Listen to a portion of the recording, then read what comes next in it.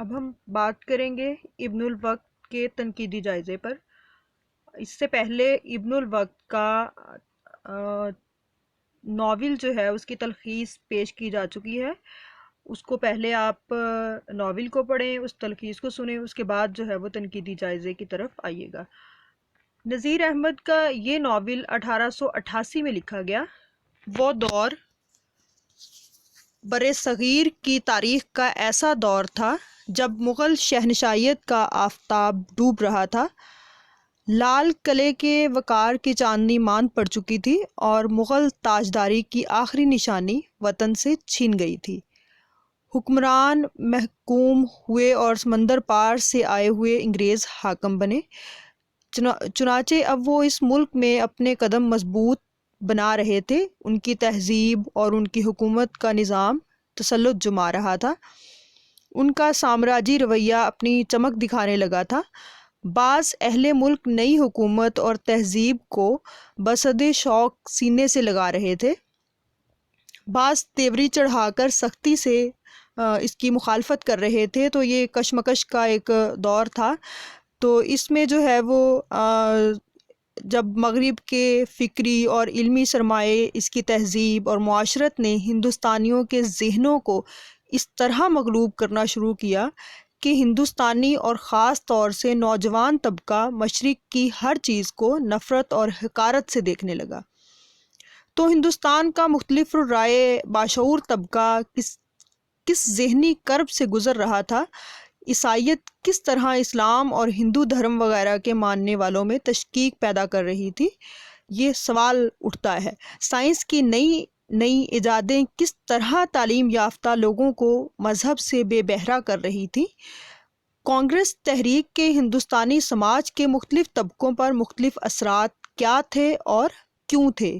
یہ اس طرح کے بہت سے سوالوں کے جواب ہندوستان کے مورخوں اور ماہرین سیاسیات، اقتصادیات اور سماجیات وغیرہ نے دینے کی کوشش کی ہے، لیکن ایک عام انسان کے لیے ان میں سے بیشتر سوالوں کا جواب سیدھے سادے انداز میں نذیر احمد کے ناول ابن الوقت میں موجود ہے۔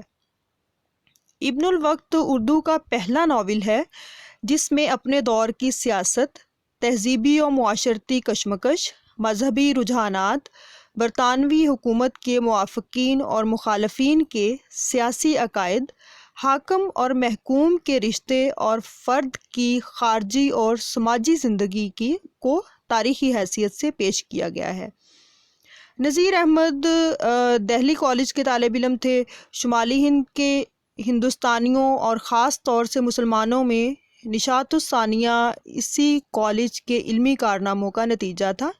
اس کالج کی علمی خدمات اور ہندوستان پر انگریزوں کے مکمل اقتدار نے ایسی فضا پیدا کر دی تھی جس نے مسلمانوں کے باشعور طبقے کو 3 گروہوں میں تقسیم کر دیا تھا۔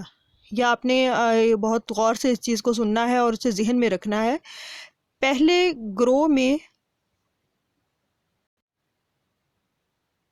گروہ میں وہ علماء تھے جو مغرب کی ہر چیز سے بھڑکتے تھے، جو مغربی تعلیم حاصل کرنے اور مغربی تہذیب اپنانے کو عیسائیت قبول کرنے کے مترادف سمجھتے تھے۔ یہ لوگ انتہا پسند ضرور تھے لیکن ان کے خدشات بالکل بے بنیاد بھی نہ تھے۔ مغربی تعلیم اور خاص طور پر سائنس کی تعلیم نے ہندوستان کے اکثر نوجوانوں کی آنکھوں کو خیرہ کر رکھا تھا۔ مغربی علوم کے ذریعے نوجوان کائنات کے جن راز سے واقف ہو رہے تھے اور وہ انہیں انگریز اور عیسائیت سے مرعوب کرنے کے لیے کافی تھا۔ ان حالات میں ابن الوقت کی یہ رائے کچھ زیادہ غلط نہ تھی کہ کسی قوم میں سلطنت کا ہونا اس بات کی کافی دلیل ہے کہ اس قوم کے مراسم، عادات، خیالات، افعال، اقوال، حرکات، سکنات یعنی کل حالات فردن نہیں تو مجتمعاً ضرور بہتر ہیں، کہ انفرادی طور پر نہیں تو اجتماعی طور پر بہتر ہیں۔ ابن الوقت کا یہ سوچنا بھی کچھ زیادہ غلط نہیں تھا کہ سلطنت ایک ضروری اور لازمی نتیجہ ہے قوم کی برتری کا۔ حقیقت یہ ہے کہ انگریز علم کی شکل میں جو کچھ ہندوستان لائے وہ مشرقی علوم کے مقابلے میں نعمت عظمیٰ کی حیثیت رکھتا تھا۔ مشرقی علوم کے نصاب میں فارسی اور عربی ادب، فقہ، حدیث، تفسیر، منطق، حساب وغیرہ شامل تھے۔ ان علوم کی اہمیت سے انکار نہیں، لیکن آخری تین کے علاوہ باقی منطق کا علم ہے، حیت کا ہے اور حساب کا، ان کے علاوہ باقی تمام علوم دنیا کو سمجھنے میں بہت زیادہ مدد نہیں کرتے۔ یہ تین مضامین بھی انگریز بہت بہتر شکل میں ہندوستان لائے تھے، اس لیے نوجوان تعلیم یافتہ طبقہ مغرب سے غیر معمولی طور پر متاثر تھا، اور علماء کو اپنی یہ شکست گوارا نہیں تھی۔ یہی وجہ ہے کہ حالات بدلنے کے باوجود یہ علماء مشرقی علوم کی برتری ثابت کرتے رہے۔ ان علوم سے بیزاری کا دوسرا سبب عیسائی مشنریاں اور عیسائیت کے مبلغ تھے، جو ایک طرف تو اسلام پر جا بے جا تنقید کر رہے تھے اور دوسری طرف عیسائیت کا پرچار کر کے ہندوستانیوں کو تبدیلی مذہب کی طرف راغب کر رہے تھے۔ مسلم علماء کی مغرب دشمنی کی ابتدا اس وقت ہو گئی تھی جب 19ویں صدی کے آغاز میں برطانوی اقتدار نے ہندوستان میں اچھے خاصے قدم جما لیے تھے۔ اب یہ ایک طبقہ تھا جو اس چیز کو مانتا تھا کہ اسلام میں جو کچھ ہے، جو ہمارے مذہب میں ہے، بس اسی کی پیروی کی جائے، اور دوسرا گروہ تھا وہ ان حضرات کا تھا جن کا عقیدہ تھا کہ مسلمانوں کی فلاح اس میں ہے کہ مغربی علوم حاصل کریں اور مغربی طرز معاشرت کو اپنا لیں۔ اس گروہ کے سربراہ سر سید احمد خان تھے۔ سر سید احمد خان جانتے تھے کہ جاگیریں مسلمانوں کے ہاتھ سے گئیں، زمینداری ان کے بس کی بات نہیں ہے، تجارت وہ کر نہیں سکتے۔ ہمیشہ سے انہوں نے ملازمت پر گزارا کیا ہے، انگریزی تعلیم حاصل نہ کرنے کی وجہ سے اس پیشہ سے بھی گئے، اور جو تھوڑے بہت مسلمان انگریزی تعلیم حاصل کر بھی لیں تو اعلیٰ عہدوں سے انہیں صرف اس لیے محروم رکھا جاتا ہے کہ حکومت ان کی وفاداری کو شک کی نظر سے دیکھتی تھی۔ سر سید کے خیال سے اس کا علاج صرف یہ تھا کہ مسلمان نہ صرف مغربی تعلیم حاصل کریں بلکہ انگریزوں سے قریب آنے کی کوشش کریں۔ انہوں نے اس مقصد کے لیے علی گڑھ میں تعلیمی ادارہ قائم کیا، جہاں پرنسپل کے علاوہ بھی خاصی تعداد میں انگریز اساتذہ کا تقرر کیا گیا۔ اس کے جہاں اچھے اثرات مرتب ہوئے، وہاں یہ بھی ہوا کہ مسلمان طلباء کو انگریزوں سے ایک جذباتی وابستگی ہونے لگی، اور نوبت یہاں تک پہنچی کہ نوجوان انگریزی تہذیب و تمدن کے ایسے گرویدہ ہوئے کہ اپنی طرز معاشرت سے شرمانے لگے۔ سونے پر سہاگا یہ کہ خود سر سید مغربی معاشرت کو اپنانے کی تبلیغ بڑی شد و مد سے کرتے تھے، بڑے زور دیتے تھے اس پر۔ تو اس طرح جو ہے وہ سر سید کی تقریریں اور تحریریں عام ہوئیں تو ملک میں کالج کے یورپین اسٹاف اور ساتھ ہی سر سید کے خلاف عام بیزاری اور غصے کا اظہار ہونے لگا۔ تیسرا گروہ ان لوگوں کا تھا جو مغربی تعلیم کے حق میں تھے، لیکن ان نتائج سے خائف ہو کر وہ مغرب و مشرق میں ایک فطری توازن قائم کرنے کی کوشش کرنے لگے۔ ان میں مولانا شبلی نعمانی، ڈپٹی نذیر احمد خان اور اکبر الہ آبادی وغیرہ پیش تھے۔ اس موضوع پر اکبر الہ آبادی کے اشعار ملاحظہ ہوں۔ اکبر الہ آبادی لکھتے ہیں: قدیم وضع پہ قائم رہوں اگر اکبر، قدیم وضع پہ قائم رہوں اگر اکبر، تو صاف کہتے ہیں سید یہ رنگ ہے میلا، تو صاف کہتے ہیں سید یہ رنگ ہے میلا۔ جدید طرز اگر اختیار کرتا ہوں، جدید طرز اگر اختیار کرتا ہوں، خود اپنی قوم مچاتی ہے شور و واویلا۔ جو اعتدال کی کہیے تو وہ ادھر نہ ادھر، جو اعتدال کی کہیے تو وہ ادھر نہ ادھر، زیادہ حد سے دیے سب نے پاؤں ہے پھیلا، زیادہ حد سے دیے سب نے پاؤں ہے پھیلا۔ تو سر سید اور نذیر احمد دونوں نے ہی مغربی علوم کو پسند کیا اور اس کے دلدادہ تھے۔ مغرب ہی نے ان دونوں پر اس راز کا انکشاف کیا تھا کہ جب تک ہندوستانی اپنی فرسودہ روایات سے نجات حاصل نہیں کر سکتے تب تک وہ ترقی نہیں کر سکتے۔ نوجوان مذہب سے بے بہرا ہونے لگے۔ نتیجہ یہ ہوا کہ ان دونوں کے راستے بدل گئے۔ نذیر احمد نے لوٹ کر مذہب میں پناہ لی، لیکن سر سید حالات سے سمجھوتا کرتے ہوئے آگے ہی بڑھتے چلے گئے۔ ابن الوقت میں نذیر احمد کھل کر سر سید کی مخالفت پر اتر آئے ہیں۔ وہ سر سید سے صرف اس حد تک متفق ہیں کہ مسلمان مغربی تعلیم حاصل کریں اور ملازمت کریں۔ یہ کچھ محققین کا خیال ہے کہ انہوں نے جو ابن الوقت کا کردار ہے وہ اس میں سر سید کو پیش کیا ہے، جبکہ وہ خود لکھتے ہیں کہ یہ میں نے اپنے آپ کو اس کردار میں ڈھال کر پیش کیا ہے۔ ابن الوقت سر سید کی مکمل تصویر ہے اور حجت الاسلام خود نذیر احمد کی شخصیت۔ تو اس میں جو ہے وہ اگر سر سید نے انگریز کی جان بچائی تھی تو اس کے برعکس اگر دیکھا جائے تو ڈپٹی نذیر احمد نے بھی انگریز کی جان بچائی تھی۔ تو اس کے صلے میں جو ہے وہ انہوں نے انگریزوں نے انہیں انعام و اکرام سے نوازا تھا۔ تو ملک کی سیاست اور سیاسی نظام بدل جانے سے سیاسی اور معاشرتی مسائل بھی بدل گئے تھے۔ نئی سیاست نے کئی نئے مسائل کو جنم دیا تھا۔ اس ناول میں نذیر احمد نے اپنے دوسرے ناولوں کے مخصوص مسائل اور ماحول سے ہٹ کر پہلی بار ایک سیاسی مسئلے کو موضوع سخن بنایا ہے اور اس ضمن میں پیدا ہونے والے بعض معاشرتی مسائل کو اٹھایا ہے۔ اس طرح ان کا یہ ناول موضوع و مواد کے لحاظ سے ان کے باقی ناولوں سے مختلف ہے۔ اس ناول کی تخلیق کے یہ 3 بڑے مقاصد نظر آتے ہیں۔ نمبر 1، انگریزی تہذیب و حکومت کی برکتوں سے مسلمانوں کو روشناس کرنا۔ نمبر 2، مسلمانوں کے بھڑکے ہوئے غم و غصے کو کم کرنا، ان کی کمزوریوں اور کم کوشیوں پر تنبیہ کر کے انہیں حکومت کی وفاداری کی ہدایت کرنا۔ نمبر 3، بے جا انگریزی تقلید سے اجتناب کی تلقین کرنا۔ نذیر احمد کے زمانے میں یہ مقاصد بڑی اہمیت رکھتے تھے، لیکن آج ان کی حیثیت ایک داستان پارینہ کی سی ہے، یعنی صرف ایک داستان، پرانی داستان بن کے رہ گئی ہے۔ مقاصد کے اعتبار سے اگر دیکھا جائے تو یہ ناول آج ہمارے لیے کوئی دلکشی نہیں رکھتا کہ اس عہد کی تہذیب و معاشرت اور قدریں موجودہ عہد کی تہذیبی قدروں سے کوئی میل نہیں کھاتی۔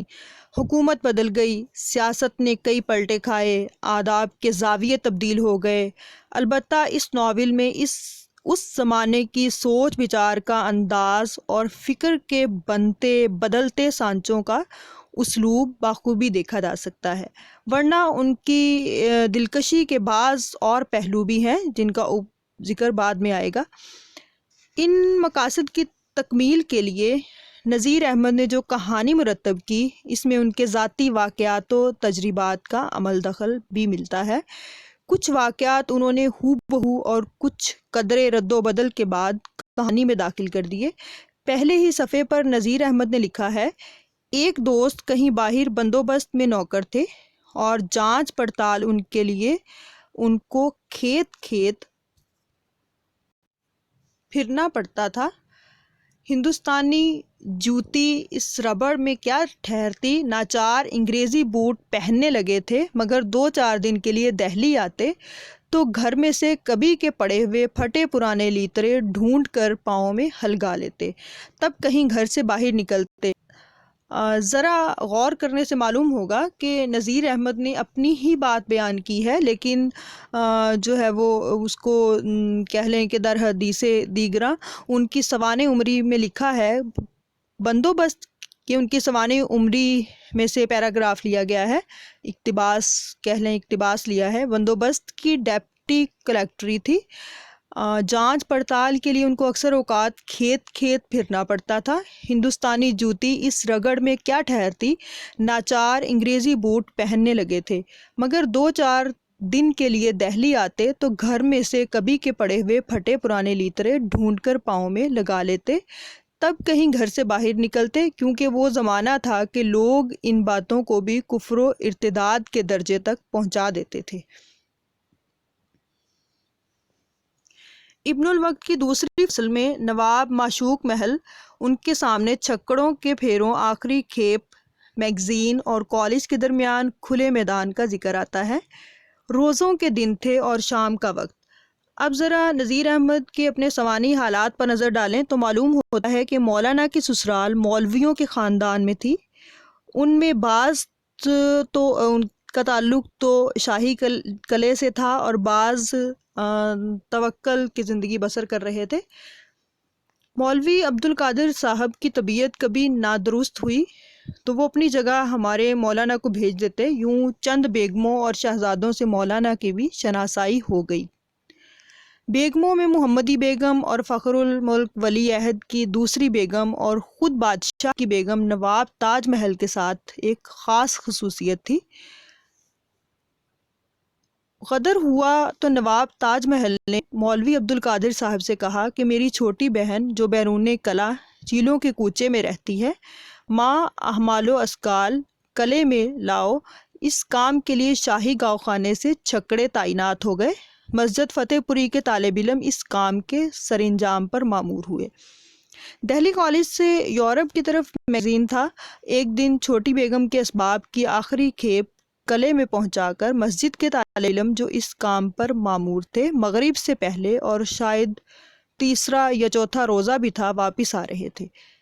ان واقعات میں جو کچھ نذیر احمد پر گزرا ہے وہ معمولی رد و بدل سے انہوں نے ابن الوقت پر چسپاں کر دیا ہے۔ نذیر احمد نے غدر کے دوران میں 2 اور شخصوں کے ساتھ مل کر ایک انگریز خاتون مسز لیسن کی جان بچائی تھی۔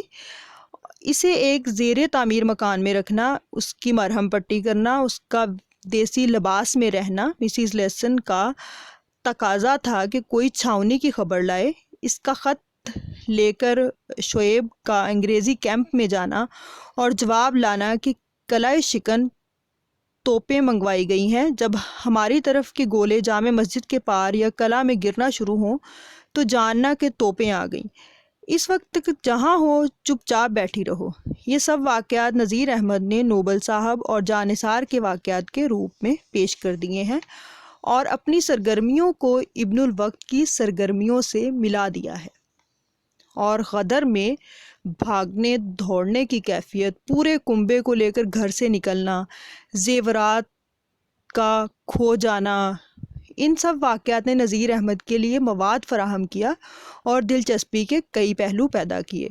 جب یہ غدر ہوا ہے اور حالات خراب ہوئے تو ان کی بیوی کا زیور بھی چوری ہو گیا تھا، تو یہ انہوں نے وہی مواد جو ہے وہ ناول میں فراہم کیا ہے۔ اسی طرح دہلی کالج، سرکاری ملازمت اور انگریزی افسروں کے تحکمانہ رویے کی ردات بھی بڑی حد تک نذیر احمد کی داستان حیات کے ٹکڑے ہیں۔ نذیر احمد نے اپنی آبیتی کے مختلف ٹکڑوں سے اپنی اس تصنیف کی آرائش و تعمیر کی ہے اور اپنے مقصد تک پہنچے ہیں۔ ابن الوقت میں بقول ڈاکٹر سید عبداللہ، نذیر احمد نے اس کھوکھلی اور غلامانہ ذہنیت کی کامیاب مصوری کی ہے جو اس زمانے میں بہت سے نام نہاد اصلاح پسندوں میں پیدا ہو گئی تھی، جس کے زیر اثر وہ اپنی تہذیب کی اعلیٰ قدروں کو غیر معقول مگر مغرب کی گپ شپ کو بھی لازمہ شائستگی سمجھنے لگے تھے۔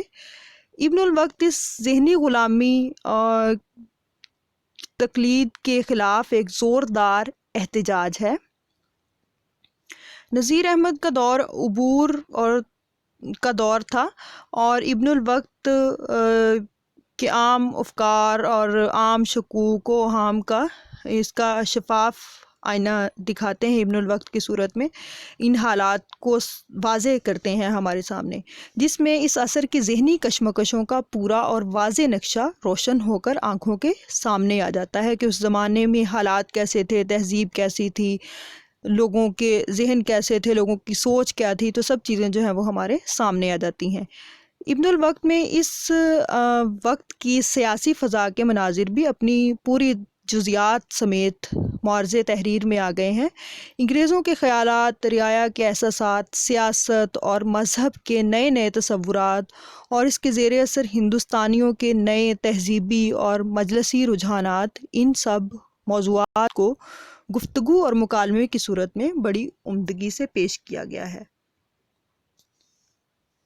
ابن الوقت کی کہانی سیدھی سادی سی اور مختصر ہے، لیکن مکالموں اور بیانوں نے اسے 28 فصلوں میں پھیلا دیا ہے۔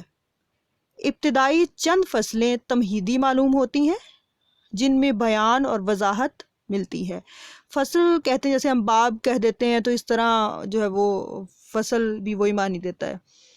کہانی کا ارتقا بہت بعد میں شروع ہوتا ہے۔ ڈاکٹر سید عبداللہ کے الفاظ میں، ابن الوقت ایک ایسے شریف زادے کی خیالی سرگزشت ہے جو پرانی معاشرت کو چھوڑ چھاڑ کر مغربی وضع اختیار کر لیتا ہے اور انگریزوں کی تقلید میں انگریزی طور طریقوں کو اپنا لیتا ہے، مگر اس کے باوجود انگریز حاکم حکمرانی کے غرور میں اس کے طرز عمل کو ناپسند کرتا ہے، کیونکہ اس میں برابری کا ادعا پایا جاتا ہے، اور وہ یہ جرم ہے جسے اس وقت کا انگریز کسی طور گوارا نہیں کر سکتا تھا۔ نتیجہ یہ کہ ابن الوقت بیچارہ درماندہ کہیں کا نہیں رہتا۔ بس یہی لب لباب ہے اس طویل کہانی کا جسے ابن الوقت میں مصنف نے پھیلا کر بیان کیا ہے، اور غرض اس کہانی سے اس امر کی تلقین ہے کہ غیروں کی معاشرت اختیار کرنے پر بھی کوئی شخص غیروں کی نظر میں اپنا نہیں بن سکتا، بلکہ غیر بھی ان لوگوں کی قدر کرتے ہیں جو اپنے خیالات میں پکے اور اپنی وضع کے پابند ہوں۔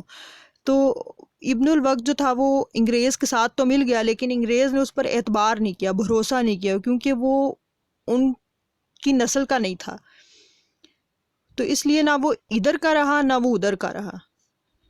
کہانی کی اصل نشوونما 8ویں فصل کے آخر سے ہوتی ہے، جبکہ ابن الوقت کے نوبل صاحب کے ساتھ کھانا کھانے کی خبر اس کے محلے اور گھر والوں تک پہنچتی ہے۔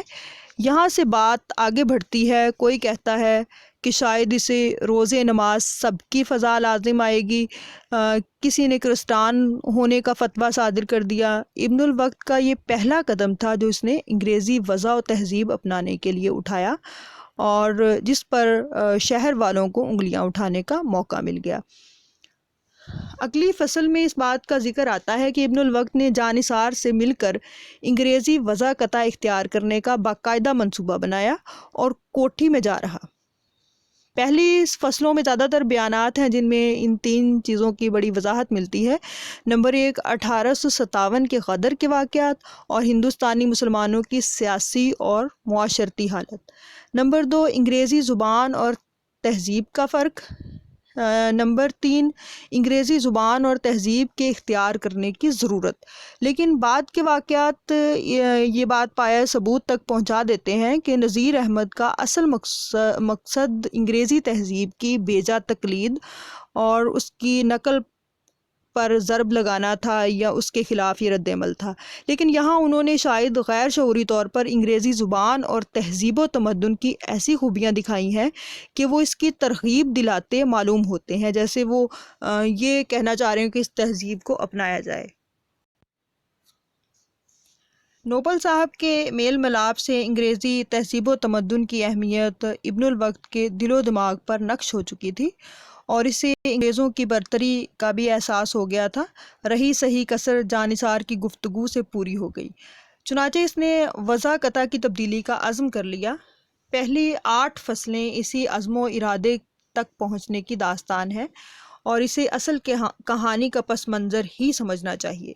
7ویں فصل ایک ہندوستانی ڈپٹی کلکٹر کا بیان ہے، اور در حقیقت انگریزی حاکموں کی حاکمیت اور ان تک باریابی کی دشواریوں کی رداد ہے۔ یہ نذیر احمد کے طنزیہ انداز کا بہت اچھا نمونہ ہے۔ اس سے بھی پس منظر کی بڑے دلچسپ انداز میں وضاحت ہوتی ہے۔ کہانی کے درمیان میں بعض طویل بیان، وعظ اور مباحثے روانی اور دلچسپی میں رکاوٹ بنتے ہیں، لیکن گاہے گاہے ان میں بھی خوشگواری کے بعض پہلو پھٹ نکلتے ہیں۔ 11ویں فصل بعنوان انگریزی دستور کے مطابق ابن الوقت کی یہ تقریر 38 صفحوں پر پھیلی ہوئی ہے۔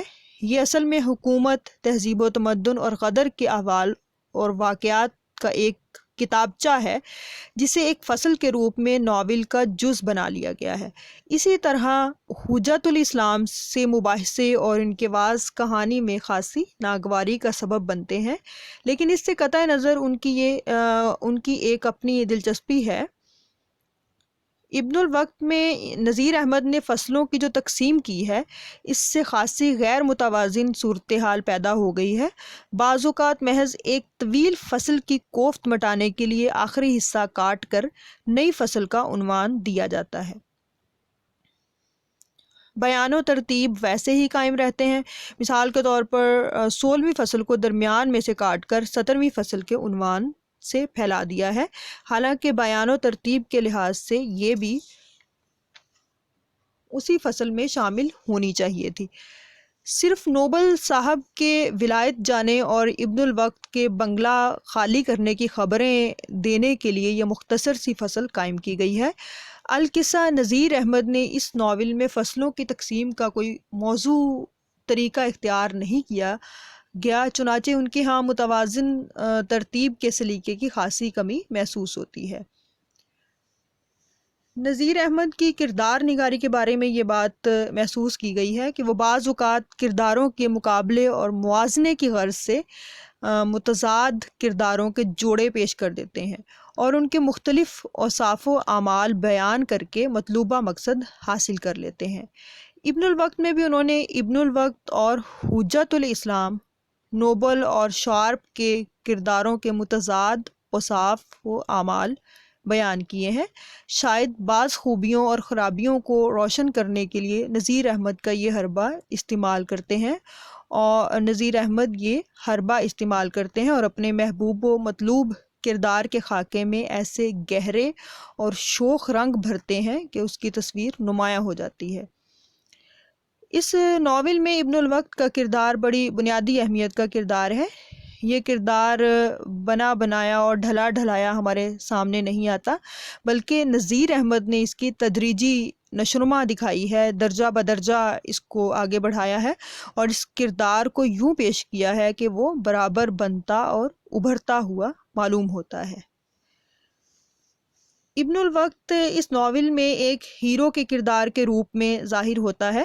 نذیر احمد نے اس کا مد مقابل حجت الاسلام کو بنایا ہے۔ حجت الاسلام ان کا مقصدی کردار ہے، اس لیے ابن الوقت اس کے مقابلے میں ثانوی حیثیت اختیار کر لیتا ہے اور بالآخر بظاہر حجت الاسلام سے مات کھاتا دکھایا جاتا ہے۔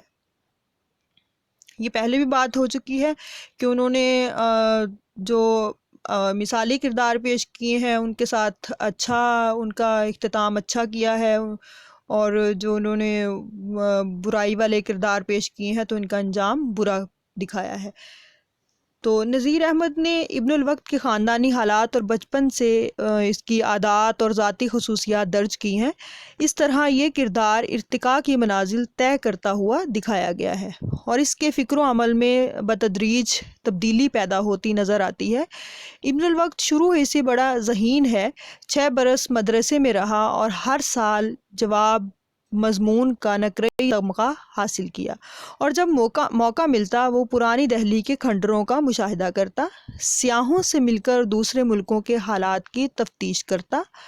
وہ ایک ایسے خوشحال اور شریف خاندان کا آدمی تھا جس کے لوگ پاس وضع کو شرط شرافت سمجھتے تھے۔ شرف علم ان کو وراثت میں ملا ہوا تھا۔ ابن الوقت چونکہ اونچے متوسط طبقے کا ایک فرد ہے، شاہی قلعہ اس کے خاندان ان کے معاش کا کفیل ہے، ان کی کفالت کرتا ہے، اس لیے اپنی خوشحالی اور فارغ البالی کے سبب ابن الوقت دین و مذہب کے بارے میں سوچ بچار پر مائل ہوتا ہے۔ مذہب کے بارے میں اس کی معلومات کچھ زیادہ نہیں تھی، وہ کبھی عابد و زاہد بن جاتا اور کبھی پادریوں کو پسندیدگی کی نظر سے دیکھنے لگتا۔ ابن الوقت بڑا خوددار ہے، وہ کبھی کسی کے آگے جھکتا نہیں، اس کے مزاج میں ترفع ہے، رفت ہے، بلندی ہے۔ لوگ اس کی خودداری اور فخر میں خیال کرتے ہیں، اصل میں وہ ایک متین شخص ہے، کہیں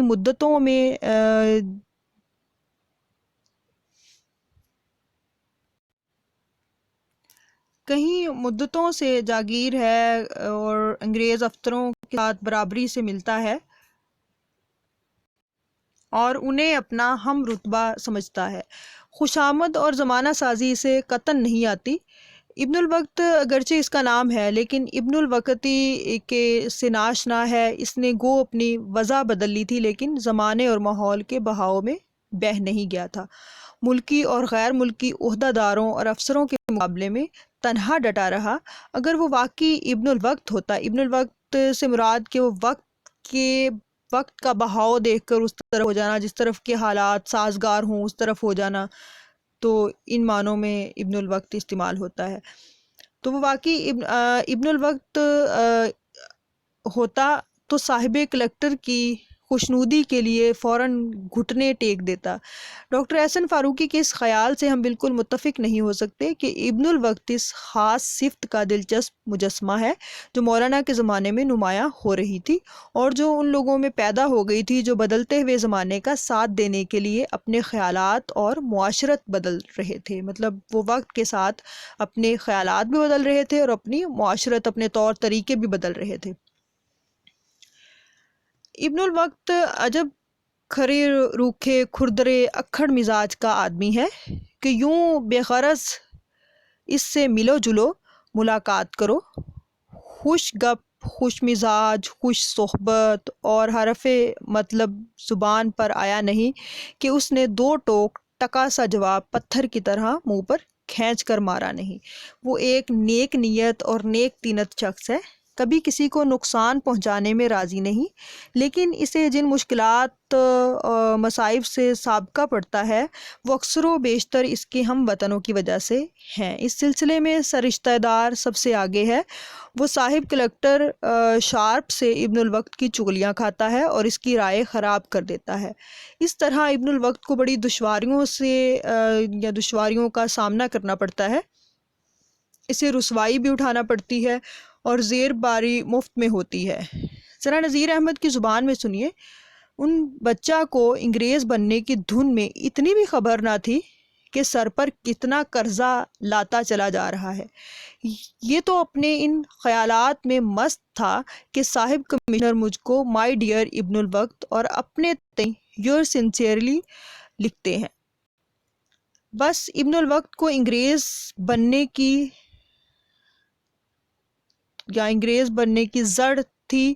شروع میں تو اس کو مسلمانوں کے حال پر بھی ایک طرح کی نظر تھی، لیکن چند روز کے بعد اس کی ساری ریفارم اس میں منحصر ہو گئی تھی کہ انگریزی اوضاع و اطوار میں سے کوئی وضع اور کوئی طور چھوٹنے نہ پائے۔ کم بخت آپ بھی برباد ہو رہا تھا اور اس کی دیکھا دیکھی کچھ ایسی ہوا چلی کہ مسلمانوں کے نوجوان لڑکے، خصوصاً جنہوں نے ذرا سی انگریزی پڑھ لی تھی یا جو گھر سے کسی قدر آسودہ تھے، تباہی کے لچھن سیکھتے چلے جاتے تھے۔ یہ ابن الوقت میں سے لیا گیا اقتباس ہے۔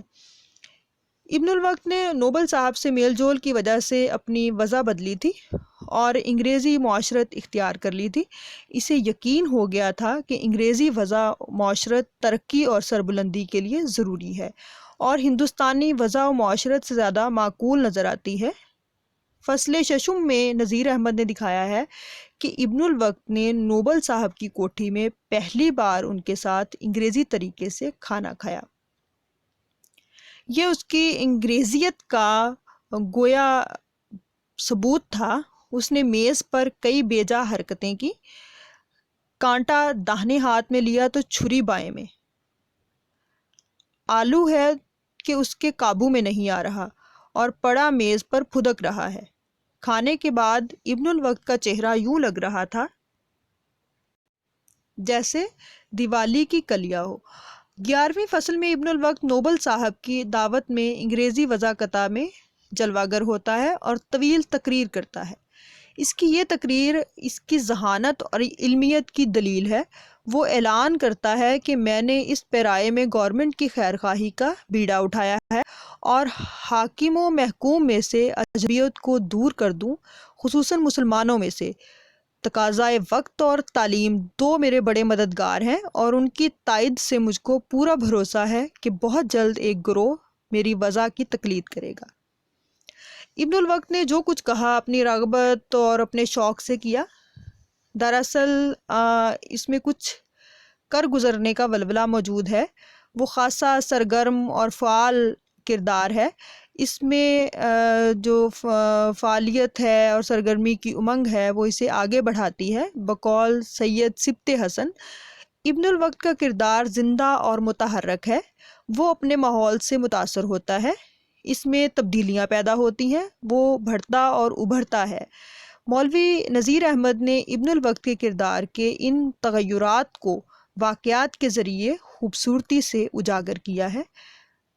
عجیب بات ہے کہ مولوی نذیر احمد کا آئیڈیل تو حجت الاسلام ہے، جو اسلامی عقائد، اسلامی طرز حیات اور اسلامی اخلاق کا پیکر ہے، اور وہ اس کی بڑی عزت کرتے ہیں، مگر محبت انہیں اپنے گمراہ فرزند ہی سے ہے، چھپ چھپ کر صحیح مگر پیار وہ ابن الوقت ہی سے کرتے ہیں۔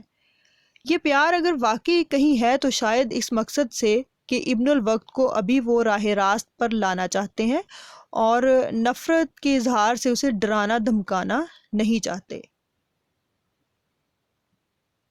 رتن ناتھ سرشار کی فسانہ آزاد کی تیسری جلد میں ایک کردار ٹھاکر صاحب کا ہے۔ ٹھاکر صاحب کا قصہ بقول ڈاکٹر سہیل بخاری ابن الوقت کے قصے سے بہت کچھ ملتا جلتا ہے، صرف میں نوشی کے حصے کو چھوڑ کر باقی تمام باتیں، یعنی طرز رہائش، طرز طریقہ، اخراجات کی زیادتی کے باعث جائیداد پر قرض لینا اور اسے فروخت کرنا، دیسیوں سے علیحدگی اور انگریزوں کے تقرب کی کوشش، انگریزوں کا اس بدیسی وضع پر اعتراض اور ناخوشی، آخر میں دیسیوں اور بدیسیوں کے باعث تنہائی، ابن الوقت کی یہ تمام باتیں جو سر سید میں تھیں ان فرسٹ کلاس جینٹل مین میں پائی جاتی ہیں۔ اس لیے گمان ہوتا ہے کہ نذیر احمد نے ابن الوقت کی تخلیق کے وقت سر سید کے علاوہ ان ٹھاکر صاحب کو بھی سامنے رکھا ہوگا۔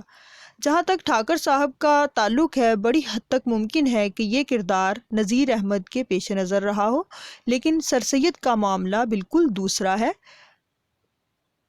ابن الوقت نے اپنی وضع و معاشرت تو بدل لی، لیکن اپنے افعال کے لیے جو وہ طرح طرح کی تعویلیں گھڑنا شروع کر دیں۔ ایک تو اسرار اس کے مزاج میں داخل تھا، دوسرے مسلمانوں نے اعتراضات جو کیے تو اس کی ضد اور بھی بڑھتی گئی۔ مسلمانوں کو تو خیر اس سے کیا فائدہ پہنچتا، مگر باب تعویل مفتوح کر کے اس نے مذہب اسلام میں بھاری رکھنا ڈال دیا۔ اس کی بڑی غلطی یہ تھی کہ اس نے مذہب کو محکوم عقل بنانا چاہا۔ وہ تقدیر، قیامت، شیطان وغیرہ کا قائل معلوم نہیں ہوتا اور ان مسائل پر حجت الاسلام سے مباحثے کرتا ہے۔ اس کی رائے ہے کہ زندگی مختصر ہے اور دین ایک ناخوشگوار اور محال امر ہے، اس لیے اس کی باریکیوں میں پڑنا زندگی کی خوشیوں اور دلکشیوں کو ناحق نقصان پہنچانا ہے۔ ابن الوقت اپنے خیالات کا برملا اظہار کرتا ہے، پردہ داری اور مصلحت بینی سے کام نہیں لیتا، جو کچھ اس کے دل میں ہے زبان پر لے آنے میں اسے کوئی باک نہیں۔ وہ اپنے آپ کو قوم کا مصلح اور بہی خواہ سمجھتا ہے اور جو کچھ کرتا ہے اس یقین سے کرتا ہے کہ اس سے مسلمانوں کا بھلا ہوگا۔ وہ نیک، دلیر اور درد مند انسان ہے، ذہین اور لائق ہے، حق گو اور حق پسند ہے، اصول پرست اور فرض شناس ہے، نہ کسی سے ڈرتا ہے نہ دبتا ہے، وہ اپنے عہدے سے ناجائز فائدہ نہیں اٹھاتا اور نہ کسی کو نقصان پہنچاتا ہے۔ اس کی خانگی زندگی بھی بالکل بے داغ ہے۔ ابن الوقت میں تمام خوبیاں موجود ہیں، مگر 100 برائیوں کی ایک برائی یہ ہے کہ وہ مغربی طرز زندگی کا حامی اور پیرو ہے اور اپنے مذہبی عقیدوں کی بنیاد روایت اور تقلید کے بجائے عقل اور سائنس پر رکھتا ہے۔ ابن الوقت کا عقیدہ ہے کہ دنیا کی پہیلی کا کسی نے عطا پتہ پایا نہیں، جو جس کی سمجھ میں آتا ہے کہتا ہے۔ اس سے بہتر یہ ہے کہ ناحق کیوں اپنا سر دکھائے، جس طرح دنیا چلی آئی اس کو چلنے دیا جائے۔ اس کے علاوہ مزید جائزہ لیں گے، لیکن وہ اگلے لیکچر میں لیا جائے گا، تو ابھی آپ اس پر غور کریں، اس کو سمجھیں، ناول کو پڑھیں، تو مزید لیکچر کے آنے تک آپ ان چیزوں کو اچھی طرح سے سمجھ لیں اور اس سے پہلے سب سے پہلے بار آپ کو ایک ہی بات کہہ رہی ہوں کہ سب سے پہلے آپ نے ناول پڑھنا ہے، ناول پڑھنے کے بعد سب چیزوں کو دیکھنا ہے آپ نے کہ اس میں کیا ہے اور اس میں آپ مزید کیا بہتر کر سکتے ہیں، اور آپ نے جو ناول پڑھا ہے اس میں اور اس جائزے میں کیا